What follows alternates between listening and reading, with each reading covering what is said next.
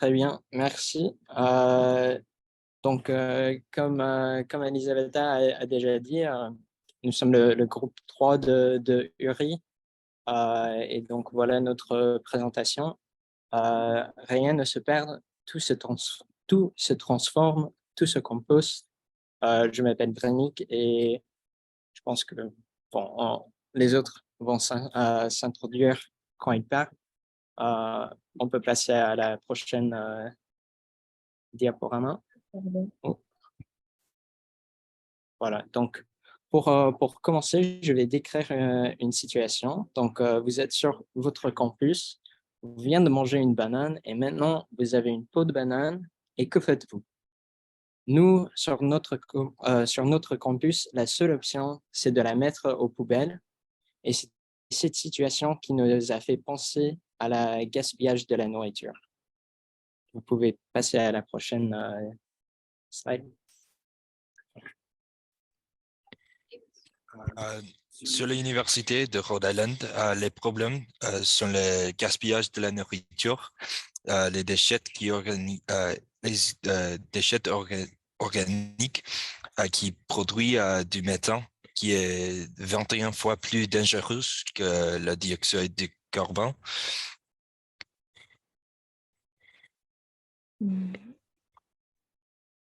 Et puis, comme en marchant les cantines, tu peux cliquer sur la vidéo. Il faut juste muter la vidéo. Donc, à l'Université de Rhode Island, le gaspillage alimentaire est très important dans les cantines.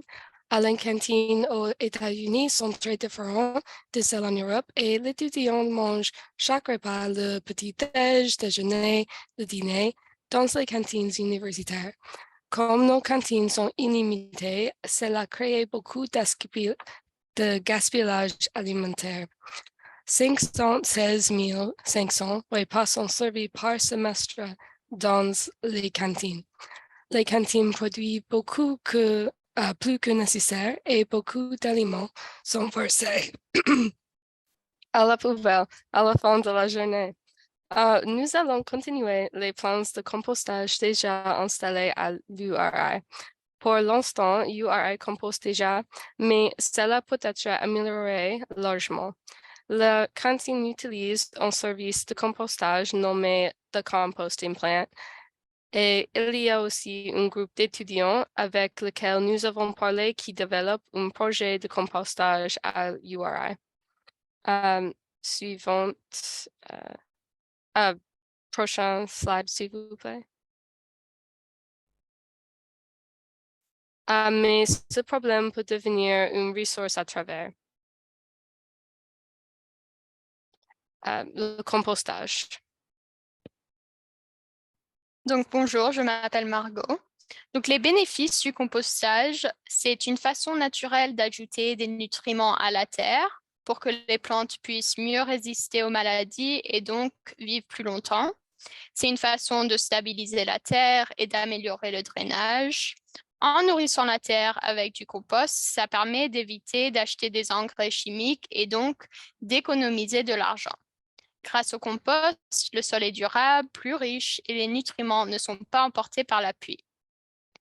C'est une manière d'améliorer la qualité du sol gratuitement. Les engrais chimiques contiennent des contaminants d'eau douce et rendent les gens malades. Le compostage permet de réduire le nombre de déchets qui terminent dans les décharges à ordures. Il y a 40% de déchets ménagers qui peuvent être compostés. Ça peut préserver l'eau qui devient une ressource très rare aujourd'hui. En 2050, il y aura plein de gens sur la Terre et il faudra nourrir. Donc, on aura besoin de plus en plus d'eau. Le compost réduira la consommation d'eau.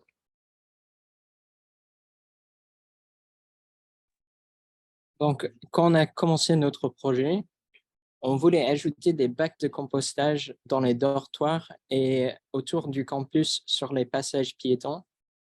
Mais après avoir présenté cette idée aux experts dans ces sujets de notre campus, il nous a dit que ce ne serait pas faisable.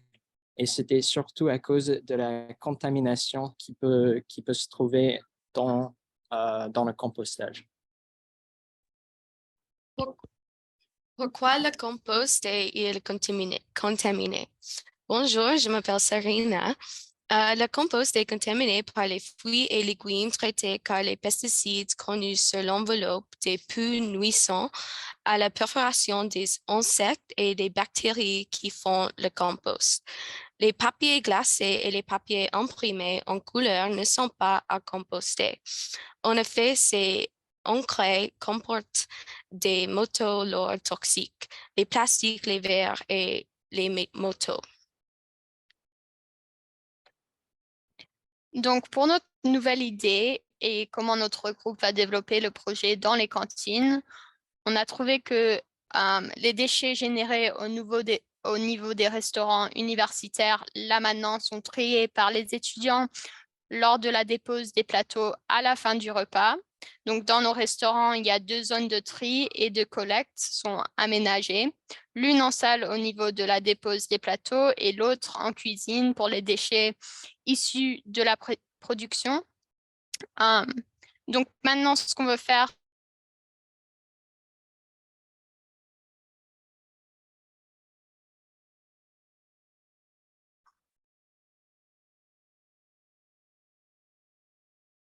porter devant chaque trou. Donc, tu peux aller à la prochaine diapo. Ouais. Attends, est-ce que vous avez entendu Margot? Je pense qu'il y avait un problème. On peut peut-être faire répéter Margot, oui, rapidement. Oui, d'accord. Merci. OK. Vous m'entendez?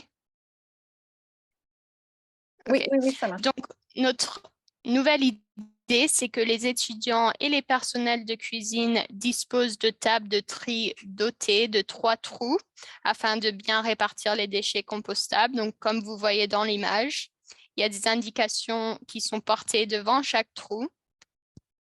La prochaine diapo. Voilà.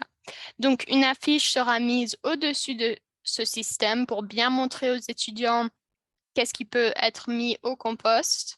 Ce gain de temps permettra ainsi à 2 agents de la restauration formés à la valorisation des déchets d'écheminer les bacs vers le centre de compostage. Nous voulons motiver les étudiants à composter dans la cantine. Alors, comment allons-nous réussir à motiver tous les étudiants à vouloir composter? Nous avons proposé des tickets aux étudiants pour un rentrée gratuit à la cantine après avoir bien trié leurs biodéchets, leur emballage plastique, leurs couverts et les autres. Il y aura un employé dans la cuisine qui reste près du nouveau système de poubelles pour veiller que tout le monde composte bien et pour distribuer les tickets.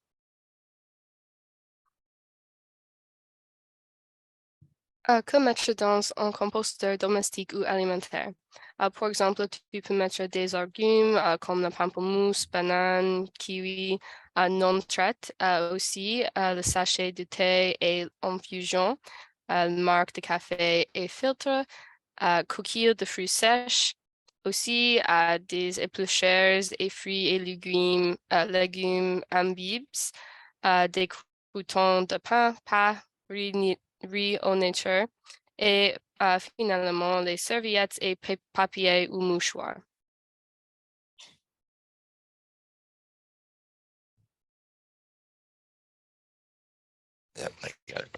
Quels sont les aliments à ne jamais mettre au compost? La graisse, les huiles, la mayonnaise et les arêtes de poisson, les os.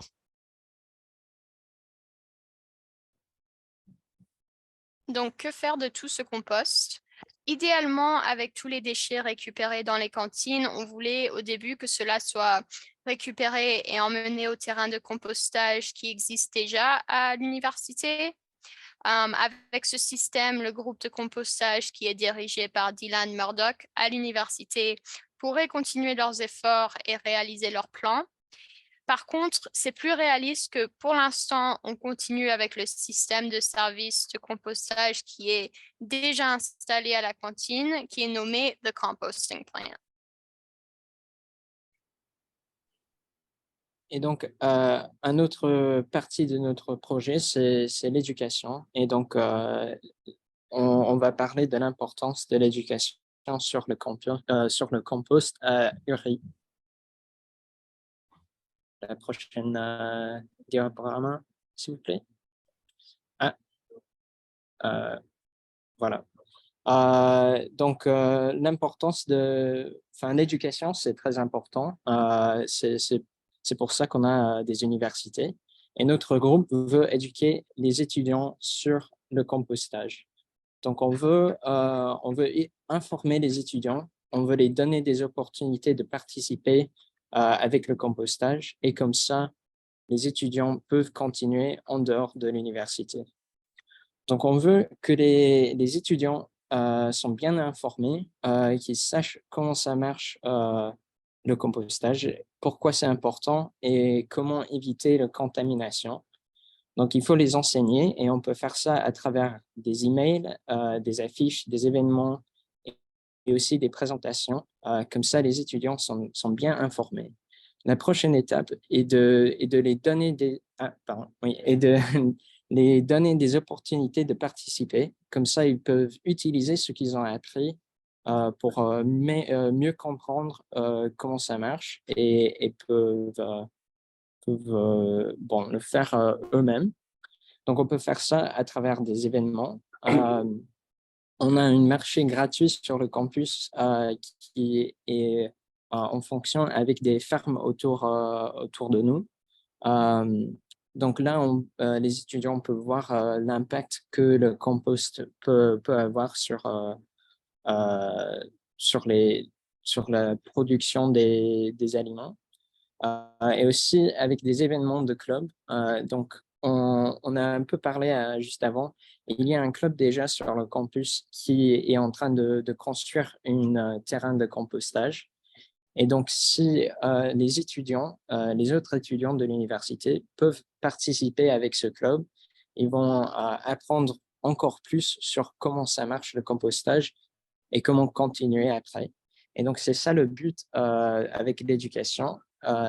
C'est de donner les étudiants les connaissances et aussi l'opportunité de faire des travaux pratiques. Comme ça, ils sachent comment ça marche et comment commencer à composter chez eux et dans leur travail après.